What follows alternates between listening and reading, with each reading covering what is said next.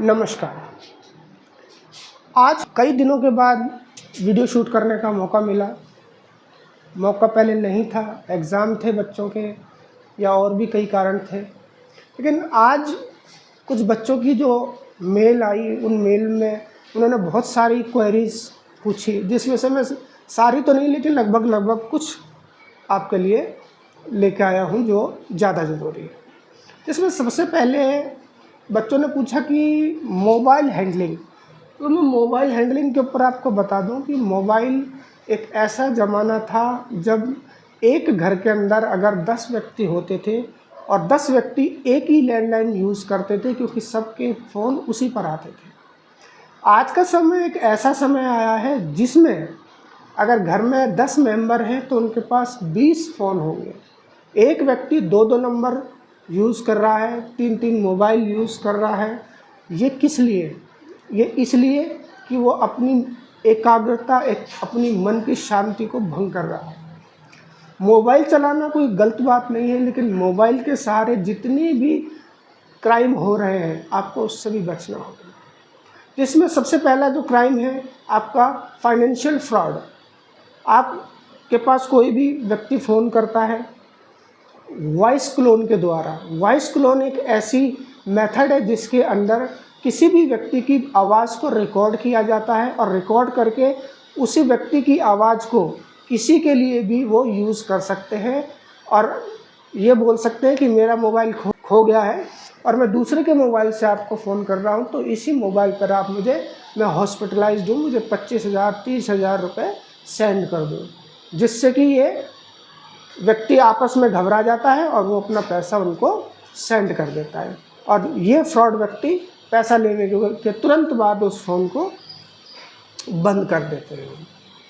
ये फ्रॉड आज इतना कॉमन हो गया है कि आप अगर किसी व्यक्ति को फ़ोन करता है, वो बोलता है कि जी आपके मोबाइल पर 4 डिजिट का OTP आया होगा, 6 डिजिट का OTP आया होगा, तो आप हमसे शेयर कर दीजिए। जैसे ही आप 4 या 6 डिजिट का जो OTP है उसको शेयर करते हैं, तो शेयर करने के बाद आपका जो मोबाइल है वो पूरी तरीके से हैक हो जाता है। अब आपके लेन देन के जितने भी मैसेज हैं वो आपके पास नहीं आएंगे, वो सीधे उन फ्रॉड वाले लोगों के पास जाएंगे, जिससे आप ये भी नहीं पता लगा पाएंगे कि मेरे बैंक में बैलेंस कितना है, मेरे अकाउंट में क्या क्या है, मेरा इंश्योरेंस कवर हुआ है या नहीं हुआ है।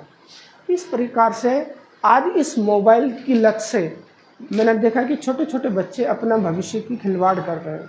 1.5 GB डाटा आजकल कंपनियां रोज़ देती हैं, जिससे 1.5 GB डाटा से वो सुबह 9 बजे तक सारी गेम खेल के ओवर कर देते हैं। उसके बाद वो वाईफाई के पास चले जाते हैं और वहाँ से वो 6-6 घंटा पबजी, ये जी वो जी, इस प्रकार की गेम खेल के अपने भविष्य के साथ खिलवाड़ कर रहे हैं।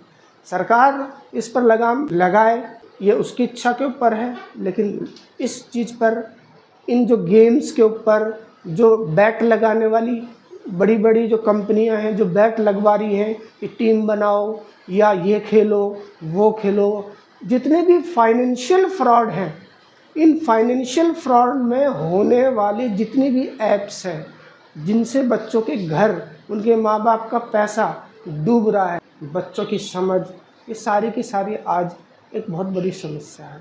छोटी उम्र में बच्चों के हाथ में इस प्रकार की एप्लीकेशन देने से आने वाले जीवन में उसके जीवन पर क्या प्रभाव पड़ेगा, सरकार समझती है तो सिर्फ कि हम जो एप्लीकेशन लॉन्च कर रहे हैं, हमारे द्वारा जो लॉन्च की जा रही है उससे पैसा कमाया जा रहा है और टैक्स आ रहा है, लेकिन टैक्स ही सभी चीज़ों का उधर सॉल्यूशन नहीं है। हम लोग लोकतंत्र में रहते हैं और लोकतंत्र में सबसे पहले पूछा जाता है कि वाई डेमोक्रेसी। लोकतंत्र क्यों? लोकतंत्र इसलिए कि लोकतंत्र के अंदर सभी व्यक्तियों की समान रूप से समान भागीदारी होती है और वो सभी लोग किसी न किसी रूप से लोकतंत्र के अंदर शामिल होते हैं। लेकिन लोकतंत्र में कुछ ऐसा भी है कि यहाँ पर कोई जिम्मेदार नहीं होता। राजतंत्र में किसी भी अच्छी चीज़ के लिए या बुरी चीज़ के लिए हम राजशाही को ब्लेम कर सकते हैं कि राजा गलत है या राजा ठीक है, लेकिन लोकतंत्र में सबसे बड़ी दिक्कत ये है कि यहाँ पर जिम्मेदारी कोई नहीं लेता कि कोई किसी के पास किसी चीज़ का साधन पहुँचा है या नहीं पहुँचा है। ये लोकतंत्र में सबसे बड़ी जो है कमी है। लेकिन क्या पता कि लोकतंत्र के मालिक इन चीज़ों को समझें कि एक गरीब आदमी के पास इस प्रकार से फाइनेंशियल फ्रॉड होते हैं तो कैसा होता है। दूसरी चीज़ ये कि आप अपने अकाउंट की सेफ्टी पूर्ण रूप से करें। मैंने सुना है लेकिन अभी तक पता नहीं इन लोगों ने उसको लागू किया या नहीं किया है कि हर दूसरी या तीसरी ऑनलाइन ट्रांजैक्शन के बाद वो कुछ चार्जेस काटेंगे। तो अपने बैंक का, आप अपने खाते का अच्छी तरह से वेल मेंटेन करें, उसकी जांच करते रहें। हर मोबाइल की एक अपनी ऐप होती है जिसमें क्या आया क्या गया उसकी जानकारी आपके पास होती है। तो मोबाइल का और खाते का अपना जो OTP वगैरह है कभी किसी को शेयर ना करें ताकि वो आपका मोबाइल हैक ना कर सकें, आपका अकाउंट हैक ना कर सकें, आपसे पेटीएम से, गूगल पे से, फ़ोनपे से, फ्रॉड से पैसे ना मांग सकें। और अनजान नंबर से आए हुए किसी भी परिचित की आवाज़ में अगर कोई व्यक्ति आपसे पैसा मांगता है तो आप उसको पैसा ना भेजें जब तक एक निश्चित व्यक्ति के नंबर से ही आपके पास मैसेज ना आ जाए। उसके बाद कुछ लोगों ने बोला गया कि जी वॉइस क्लोन क्या होती है। तो वॉइस क्लोन मैंने आपको बताया कि किसी भी व्यक्ति के आवाज़ को इस प्रकार से रिकॉर्ड करके वो मेंटेन कर लेते हैं, फिर उसी आवाज़ से किसी भी उसी के परिचित को, क्योंकि उन लोगों के पास सारी डाटा होती है कि उन्हीं के परिचित लोगों को वो उसी की आवाज़ में फ़ोन करते हैं दूसरे नंबर से, लेकिन आवाज़ उसी की लगेगी और कहेंगे कि हम हॉस्पिटलाइज्ड हैं तो हमें आप पैसा भेज दो इस नंबर पे। और जैसे ही आप पैसा भेजते हैं आपका पैसा गायब। ये है वॉइस क्लोन। इसके परिणाम आप देख ही रहे हैं। दूसरा, सोशल मीडिया पर ज़्यादा एक्टिव रहने की ज़रूरत नहीं है। सोशल मीडिया का प्रयोग केवल आप अपने निजी एकदम ज़रूरत के काम के लिए कीजिए। जैसे व्हाट्सएप है, व्हाट्सएप पे ऑफिस से मैसेज आते हैं या किसी के मैसेज आते हैं, आप पढ़ सकते हैं, ये आपके ज़रूरी। लेकिन 24 घंटे व्हाट्सएप, फेसबुक, इंस्टाग्राम, अलाना फलाना ढिमका, किसी भी बच्चे की, अपने बच्चे की मंगेतर की या अपने जिससे आपकी मंगनी हुई है उनकी फ़ोटो, या किसी भी लड़की के साथ आपकी फ़ोटो, किसी भी लड़के के साथ आपकी फ़ोटो आप कभी भी सोशल मीडिया पर शेयर बिल्कुल ना करें। कुछ लोग होते हैं ना कि हर बात की, आज हमने ये खाना खाया उसकी भी वीडियो फ़ोटो शेयर कर दी, आज हमने ये नाश्ता किया उसकी भी कर दी, आज हम वहाँ घूमने गए उसकी भी कर दी।